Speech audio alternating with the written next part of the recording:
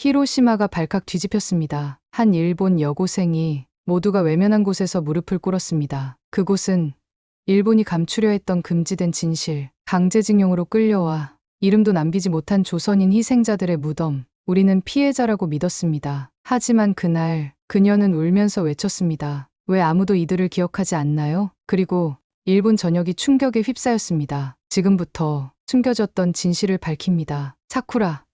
히로시마 수학여행 신청서 냈어. 교실 창가에서 따스한 봄볕이 쏟아지던 그날, 친구 미카의 목소리에 고개를 돌렸습니다. 저는 교토 히가시 고등학교 3학년 사쿠라 타카하시, 교토에서 가장 오래된 명문 여학교의 우등생이죠. 당연하지. 벌써 어제 냈어. 히로시마라니 너무 기대돼. 책상 위에는 방금 받아온 기말고사 성적표가 놓여 있었어요. 전교 3등. 할아버지가 보시면 또 타카하시 가문의 자랑이라며 등을 두드리실 거예요. 8대째 교토에 뿌리 내린 우리 가문은 대대로 학자와 공무원을 배출했답니다. 애들아, 모여봐. 담임 카네코 선생님이 교탁을 두드리셨습니다. 목소리에서 흥분이 묻어났죠. 히로시마 수학여행 일정이 확정됐어.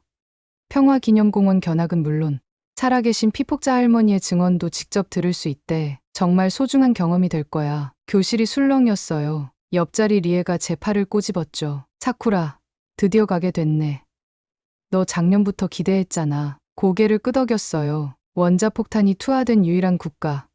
그 비극의 현장을 직접 본다는 건 일본인으로서 가슴 아픈 순례와도 같은 일이니까요. 학생들, 이번 여행은 단순한 구경이 아니에요. 우리가 얼마나 끔찍한 비극을 겪었는지, 그리고 평화가 얼마나 소중한지 깨닫는 시간이 되어야 해요. 카네코 선생님의 눈가가 살짝 붉어졌습니다. 할아버지가 히로시마 출신이시라고 들었어요. 수업이 끝나고 집으로 돌아가는 길, 벚꽃이 흩날리는 교토의 거리를 걸으며 생각에 잠겼습니다. 내일이면 히로시마로 떠나는군요. 가방은 이미 준비해 두었어요. 다녀왔습니다. 현관문을 열자 부엌에서 어머니의 목소리가 들려왔어요. 사쿠라, 아버지가 서재에 계셔. 너 오기만 기다리셨대. 심장이 쿵 내려앉았어요. 아버지는 대학에서 일본 근대사를 가르치시는 교수님이세요. 히로시마에 대해서라면 누구보다 많은 이야기를 해주실 수 있는 분이죠. 조심스레 서재 문을 두드렸습니다. 들어오너라. 아버지는 책상 앞에 앉아 오래된 흑백 사진을 보고 계셨어요. 제가 다가가자 사진을 가리키셨습니다. 이게 히로시마 폭격 직후의 모습이다. 보아라.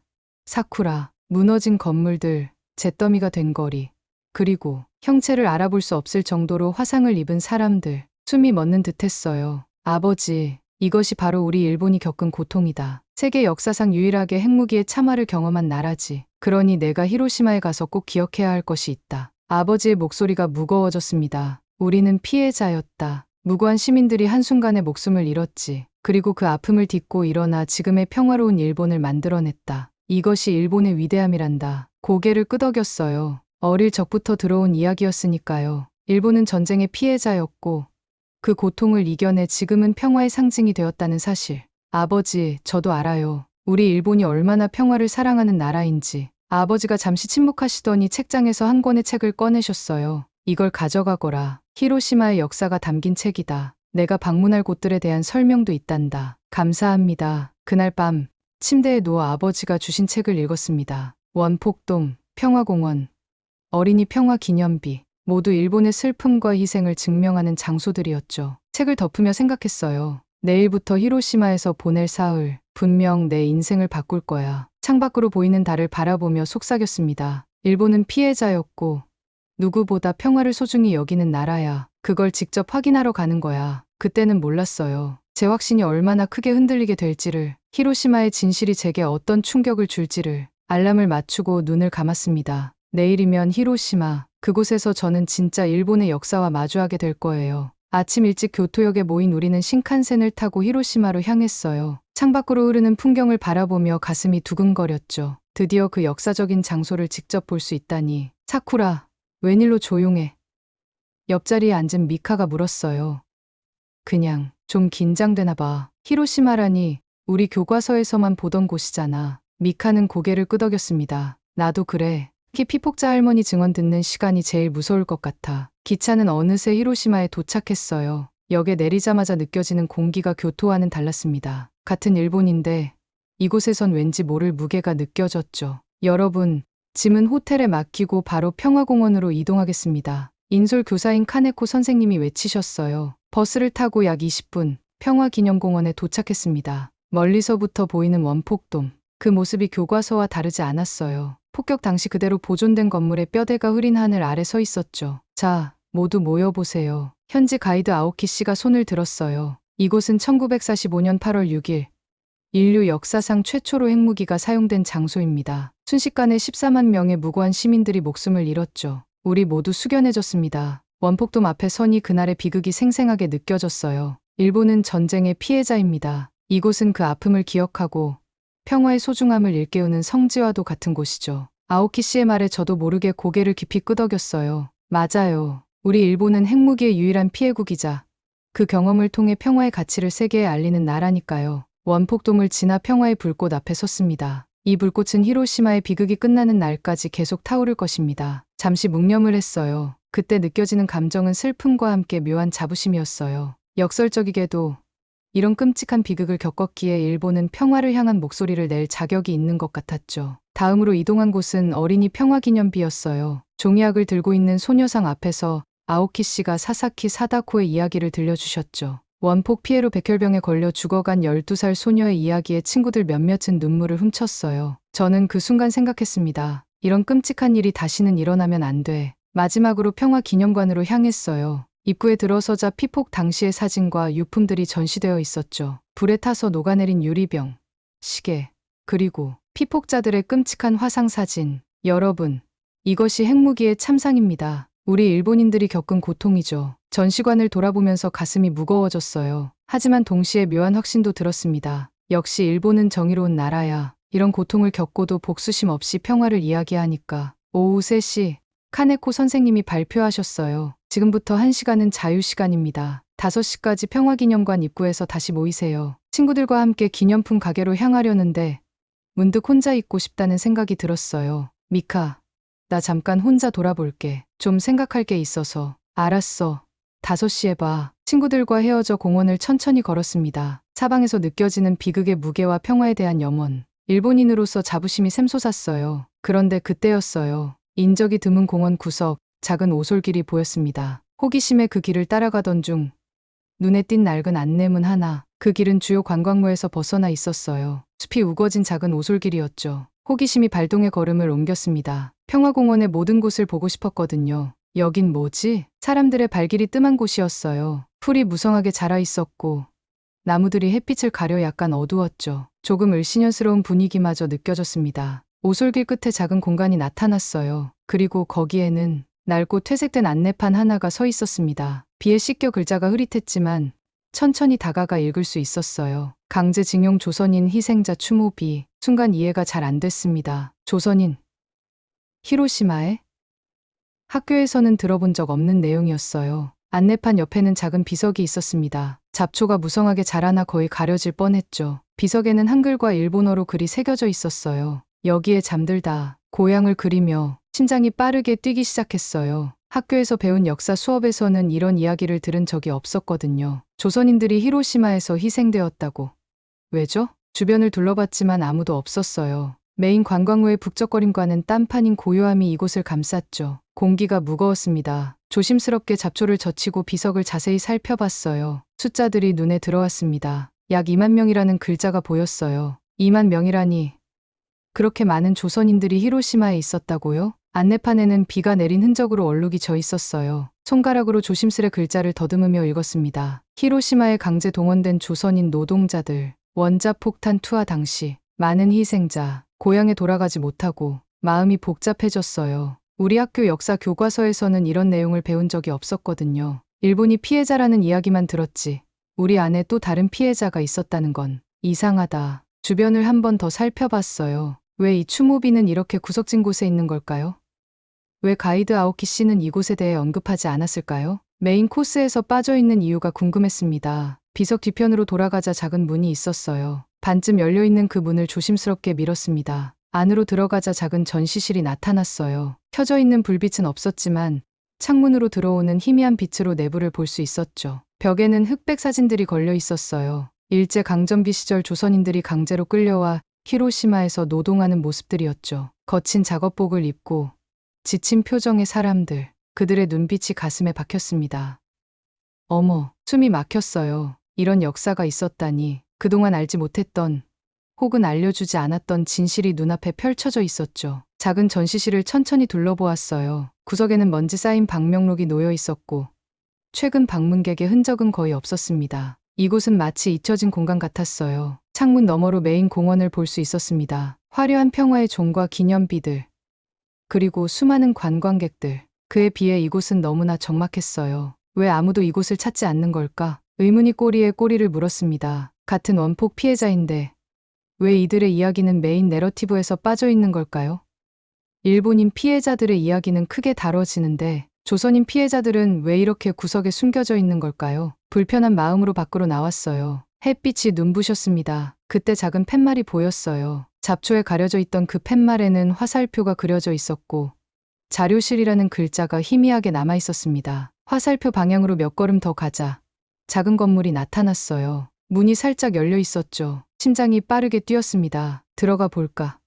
아니면 돌아갈까? 호기심이 이겼어요. 조심스럽게 문을 열고 들어갔습니다. 자료실은 생각보다 작았어요. 한 번에 34명 정도가 겨우 들어갈 수 있을 크기였죠. 빛바랜 사진들과 유리 케이스에 담긴 유품들이 벽을 따라 진열되어 있었습니다. 공기는 오래된 책 냄새로 가득했고 먼지가 햇빛 아래 춤추는 모습이 보였어요. 누구세요? 깜짝 놀라 뒤를 돌아봤어요. 나이 지긋한 할아버지가 문가에 서 계셨습니다. 흰 머리에 구부정한 허리, 그리고 깊게 파인 주름. 80대는 훌쩍 넘어 보였어요. 저는 수학여행 온 학생인데요. 이 추모비를 우연히 발견했어요. 할아버지는 잠시 저를 바라보시더니 슬픈 미소를 지으셨어요. 요즘엔 이곳을 찾는 일본 학생들이 거의 없지. 내가 온 것도 우연이겠구나. 한숨을 내쉬시며 안으로 들어오셨습니다. 할아버지는 천천히 벽에 걸린 사진 하나를 가리키셨어요. 이게 내 아버지야. 이름은 박상철. 히로시마 미쓰비시 조선소에 강제징용되어 끌려왔던 조선인이지. 심장이 쿵 내려앉았어요. 눈앞의 할아버지는 일본인이 아니라 한국인이셨던 거군요. 그럼 할아버지는 나는 이노우에 켄지로 불렸지만 본명은 박종우야. 아버지가 히로시마에서 강제노동하던 중 나를 낳았고 원폭이 떨어졌을 때 나는 겨우 5살이었어. 할아버지의 이야기에 온몸이 굳었어요. 교과서에서도 가이드의 설명에서도 들어본 적 없는 이야기였으니까요. 죄송한데 조선인들이 왜 히로시마에 있었던 거예요? 할아버지는 작은 탁자로 걸어가 낡은 책 한 권을 펼치셨어요. 이리 와보렴. 이건 당시 기록이야. 조심스럽게 다가가 책을 봤습니다. 그곳에는 충격적인 문구가 적혀 있었어요. 수천 명의 조선인 노동자들이 강제징용되어 원폭에 희생당했으나 그 누구도 이들을 기억하려 하지 않았다. 숨이 막혔어요. 강제징용이라는 단어가 머릿속을 울렸습니다. 할아버지, 강제징용이면 자발적으로 온 게 아니었다는 뜻인가요? 그렇지. 일제강점기 때 많은 조선인들이 강제로 끌려와 군수공장, 조선소, 석탄광산에서 일했단다. 히로시마에만 약 5만 명의 조선인들이 있었어. 그리고 원폭이 떨어졌을 때 약 2만 명이 희생됐지. 2만 명이라는 숫자에 어지러웠어요. 이렇게 많은 사람들의 이야기가 어떻게 역사에서 지워질 수 있을까요? 그런데 왜 이런 이야기는 학교에서 배우지 않는 거죠? 왜 아무도 이야기하지 않나요? 할아버지의 눈에서 슬픔이 깊어졌어요. 역사는 승자가 쓰는 법이지. 일본은 전쟁의 피해자로만 기억되길 원했고 가해자였다는 사실은 숨기고 싶었던 거야. 그 순간 머릿속이 혼란스러웠어요. 조선인들도 히로시마에서 죽었다고. 그것도 강제로 끌려와서.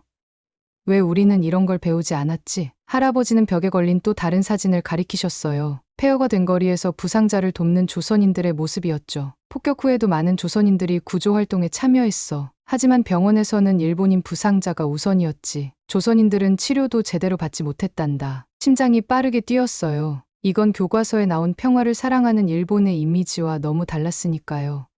그럼 할아버지, 제가 알고 있던 히로시마의 역사는 반쪽짜리였던 거네요. 그렇단다, 아가씨. 슬프게도 그게 진실이야. 할아버지는 천천히 유리 케이스로 걸어가셨어요. 그 안에는 누렇게 변색된 종이 한 장이 있었습니다. 이건 내 아버지가 고향에 보내려 했던 편지야. 배달되지 못했지. 곧 해방이 되면 고향에 돌아가겠다는 내용이 적혀 있어. 하지만 그날 원폭이 떨어졌고 말을 잊지 못하시는 할아버지의 눈가에 눈물이 고였어요. 저도 모르게 목이 메었습니다. 조국으로 돌아가지 못한 영혼들이 너무 많아. 그리고 그들의 이야기는 지금까지도 제대로 전해지지 않고 있지. 그 순간 저는 무언가가 무너지는 소리를 들었어요. 아마도 그건 제 확신이었을 거예요. 일본은 피해자라는 단순한 믿음이 흔들리기 시작했으니까요. 할아버지는 자료실 안쪽으로 저를 이끄셨어요. 그곳에는 더 많은 사진들이 전시되어 있었습니다. 대부분 흑백 사진이었고 일부는 색이 발에 구분하기 어려울 정도였죠. 이쪽으로 오렴. 이 사진들은 내가 수십 년간 모은 것들이야. 첫 번째 사진은 광산에서 작업하는 조선인 노동자들의 모습이었어요. 검게 그을린 얼굴, 찢어진 옷, 그리고 지친 눈빛. 사진 속 사람들은 죄수처럼 보였습니다. 이건 1943년 히로시마 근처 야나하라 광산에서 찍힌 사진이야. 조선인들은 하루 12시간 이상 일했고 식사는 거의 주어지지 않았지. 다음 사진은 좁은 방에 빼곡히 누워있는 사람들이었어요. 이건 숙소라고 불렸던 곳이야. 사실상 감옥이나 다름없었지. 20명이 한 방에서 지냈고 도망치면 가혹한 벌을 받았어. 한 장 한 장 넘어갈수록 숨이 막혔어요. 이런 끔찍한 일들이 정말 있었다니. 그것도 일본이 우리나라가 저지른 일이라니. 그때 한 사진이 제 시선을 사로잡았어요. 원폭 투하 직후 피폭된 조선인 노동자의 모습이었죠. 화상으로 뒤틀린 몸, 그리고 고통에 일그러진 얼굴. 눈을 돌리고 싶었지만 그럴 수 없었어요. 이분의 이름은 김명수였어. 히로시마 미쓰비시 조선소에서 일하다 피폭됐지. 일본인 피폭자들은 응급 치료를 받았지만 조선인들은 방치됐어. 많은 이들이 치료를 받지 못해 죽어갔단다. 할아버지의 말씀에 온몸이 떨렸어요. 방금 평화공원에서 들은 설명은 일본인 피해자들에 관한 것뿐이었는데 여기 또 다른 희생자들이 있었다니. 심지어 원폭 피해 보상도 일본인들에게만 지급됐어. 조선인 피폭자들은 일본 국민이 아니다라는 이유로 제외됐지. 놀라움에 입이 벌어졌어요. 그건 너무 부당해요. 할아버지는 쓸쓸히 웃으셨어요. 그래, 부당하지. 하지만 그게 현실이었단다. 벽 끝에 걸린 큰 사진 앞에 멈췄습니다. 원폭 투하 후 폐허가 된 히로시마에서 시신을 수습하는 조선인들의 모습이었어요. 이 사람들은 조선인 구조대였어. 살아남은 조선인들이 자발적으로 구성한 팀이지. 일본인들조차 구하려 노력했지만 나중에 이 사실도 역사에서 지워졌단다. 충격과 수치심이 동시에 밀려왔어요. 제가 알던 히로시마의 이야기는 반쪽짜리였던 거예요. 일본인 피해자만 기억하고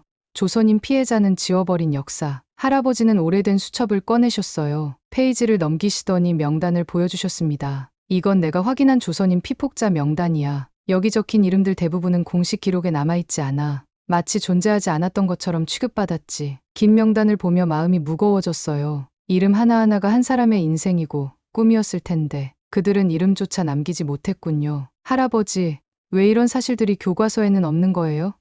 왜 선생님들은 이야기해주지 않나요? 할아버지는 잠시 침묵하시더니 조용히 대답하셨어요. 불편한 진실이니까. 일본이 피해자인 동시에 가해자였다는 사실을 인정하기 싫은 거지. 히로시마의 비극을 이야기하면서 조선인 강제징용 이야기까지 하면 일본의 순수한 피해자 이미지가 흔들리니까 그 말에 가슴이 아팠어요. 저는 지금껏 일본은 전쟁의 피해자라고만 배웠으니까요. 그런데 여기 피해자인 동시에 가해자였던 우리의 모습이 증거와 함께 남아있었어요. 할아버지는 이곳을 왜 지키고 계신 거예요? 잊혀지지 않게 하기 위해서야. 누군가는 이 역사를 기억해야 하잖니. 그게 나의 사명이라고 생각해. 할아버지의 눈에서 결연한 의지가 느껴졌어요. 그분은 평생을 이 역사를 지키는 데 바치신 거예요. 마지막 사진 앞에 섰습니다. 1945년 해방 직후 고향으로 돌아가려는 조선인들의 모습이었어요. 하지만 피폭 후유증으로 몸이 약해진 많은 이들이 도중에 숨을 거뒀다고 해요. 그들 대부분은 고향 땅을 밟지 못했어. 배에서 혹은 귀국 직후 사망했지.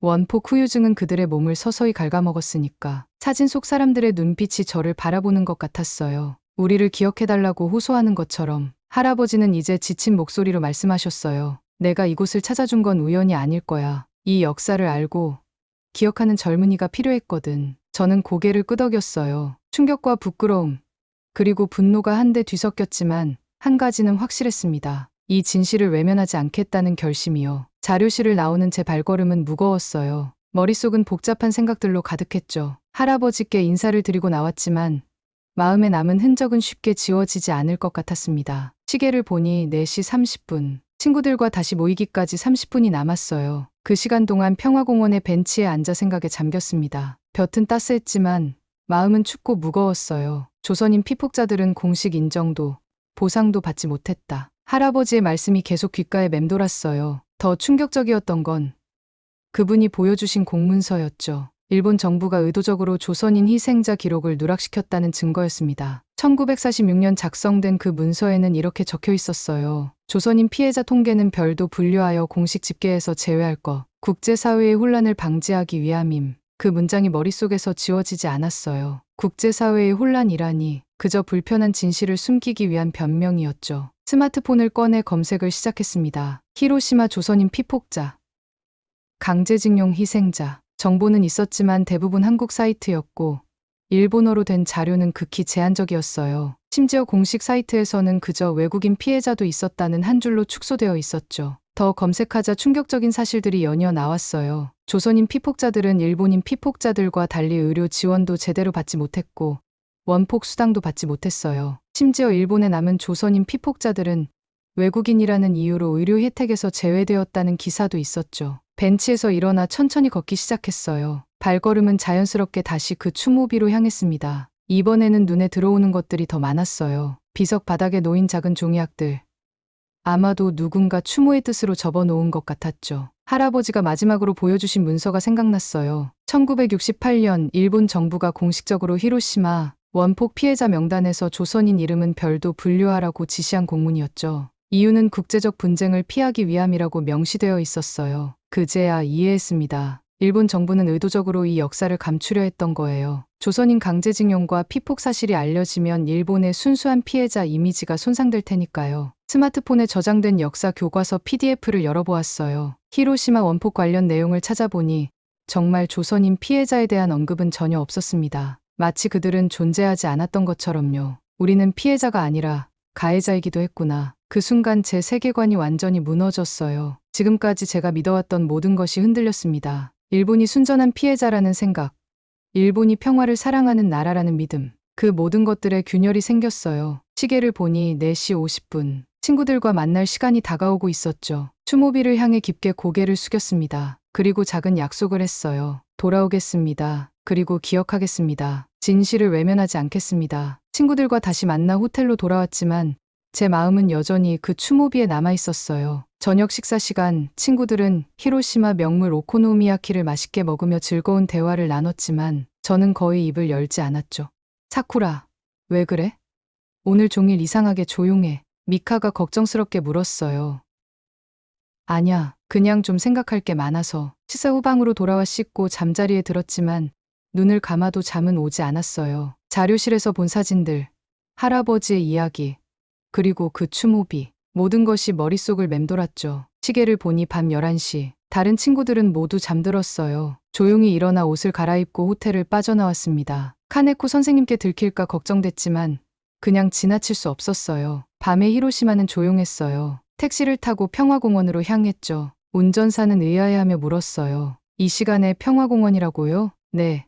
중요한 일이 있어서요. 공원은 한밤중이라 텅 비어 있었고 어둠 속에서 원폭돈만이 달빛에 희미하게 빛나고 있었어요. 손전등을 켜고 낮에 왔던 길을 따라 걸었습니다. 가슴이 두근거렸어요. 조선인 추모비에 도착했을 때 달빛이 비석을 은은하게 비추고 있었어요. 혼자만의 시간, 이 조용한 공간에서 비로소 제 감정이 솟구쳤습니다. 조용히 추모비 앞에 무릎을 꿇었어요. 손을 모으고 눈을 감았죠. 그리고 마음속으로 이야기했어요. 지금까지 몰라서 미안합니다. 당신들의 고통을 외면했던 것을 용서해 주세요. 눈물이 볼을 타고 흘러내렸어요. 왜 울고 있는지도 모르게 계속 눈물이 나왔죠. 이건 단순한 슬픔이 아니었어요. 부끄러움, 미안함, 그리고 책임감이 뒤섞인 복잡한 감정이었습니다. 다시는 이런 일이 일어나지 않게 하겠습니다. 진실을 기억하고 전하겠습니다. 저도 모르게 목소리가 나왔어요. 조용한 밤 공기에 제 목소리가 작게 울렸죠. 그때였어요. 갑자기 카메라 셔터 소리가 들렸습니다. 깜짝 놀라 뒤를 돌아보니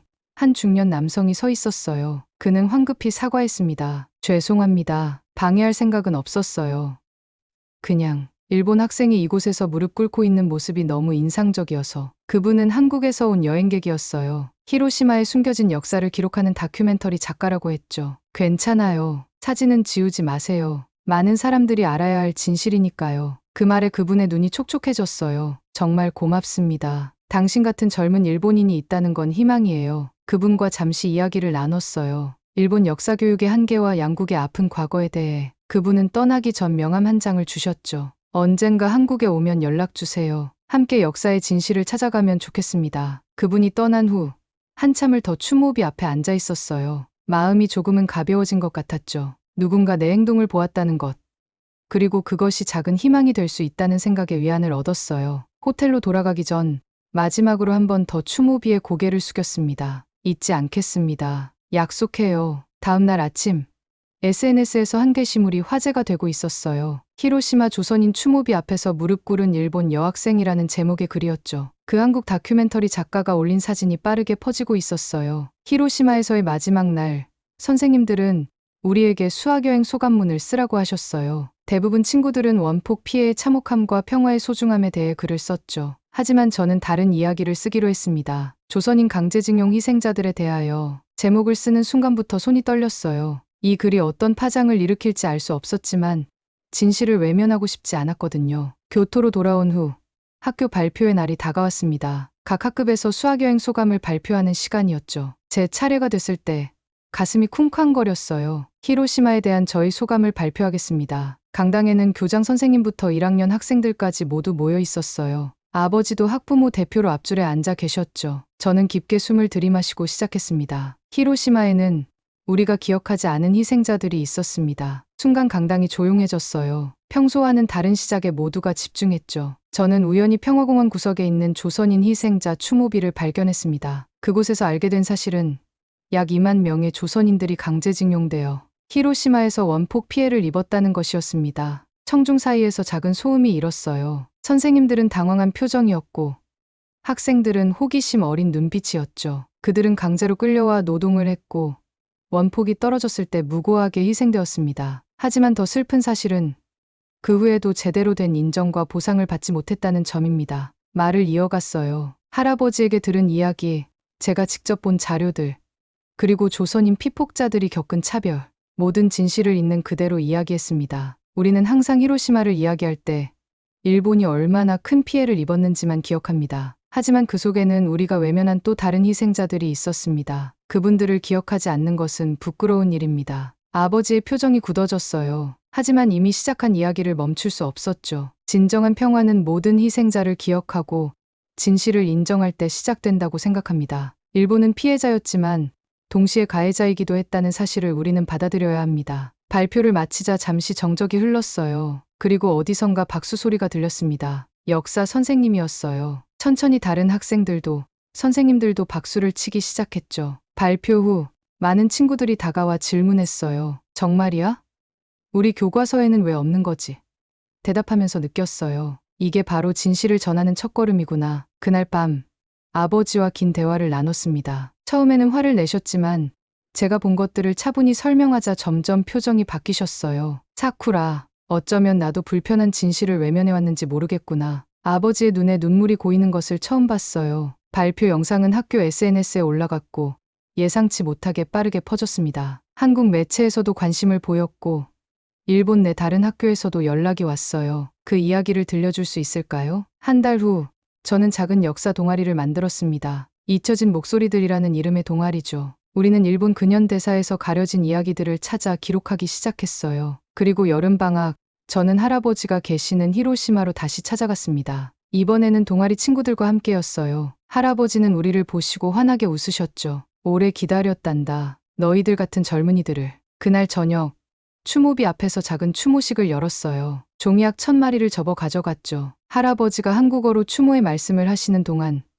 우리는 고개를 숙이고 묵념했습니다. 지금 저는 대학에서 역사를 공부하고 있어요. 언젠가는 히로시마의 모든 희생자들을 기억하는 책을 쓰고 싶습니다. 일본인으로서 진실을 마주하는 것이 부끄러울 때도 있지만 그것이 진정한 용기라고 믿어요. 진실은 외면한다고 사라지지 않아요. 그날의 기억은 여전히 우리를 지켜보고 있고 우리에게 올바른 선택을 할 것을 요구하고 있습니다. 할아버지께서 말씀하셨던 것처럼 역사를 잊은 민족에게 미래는 없다. 저는 그 말을 가슴에 새기며 오늘도 진실을 찾아가는 여정을 계속하고 있습니다. 히로시마에서 진실을 마주한 그날은 제 인생을 완전히 바꿔놓았어요. 때로는 불편하고 때로는 아프지만 진실과 함께하는 삶이 결국 우리 모두를 자유롭게 할 거라고 믿습니다. 오늘 이야기 마음에 남으셨다면 구독과 좋아요 한번 눌러주시면 더 따뜻한 감동으로 다시 찾아뵙겠습니다.